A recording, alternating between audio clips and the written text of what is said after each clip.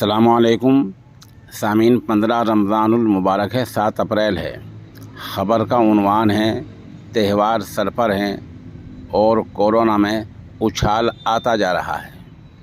आपको पता ही है कि इस महीने में हिंदू मुस्लिम के कई बड़े त्यौहार हैं, कहीं ईद उल फित्र हैं, कहीं जयंतियां हैं, ऐसे बहुत सारे त्यौहार हैं। एक तरफ इलेक्शन भी उत्तर प्रदेश में सर पर हैं।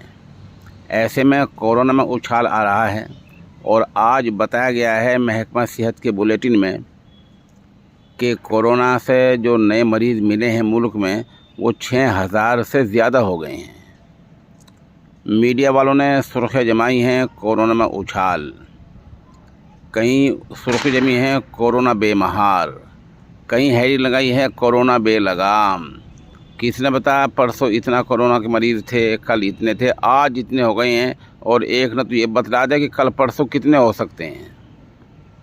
ये असल में कुछ लोग अफवाह फैला रहे हैं, कुछ सच्चाई बता रहे हैं, कुछ अफवाह फैला रहे हैं।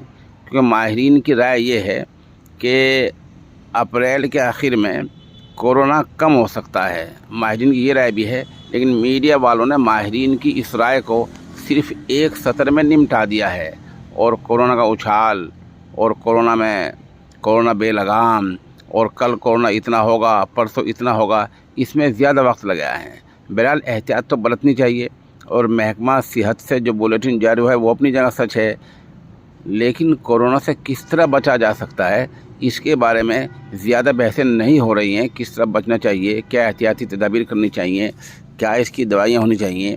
सरकार को जगह जगह इसके जो है कैंप लगाना चाहिए, कैंप लगाकर लोगों को आगाह करना चाहिए, ख़ास तौर से दिही सतह पर लोगों को बेदार करना चाहिए। इसके बारे में मेहनत कम हो रही है।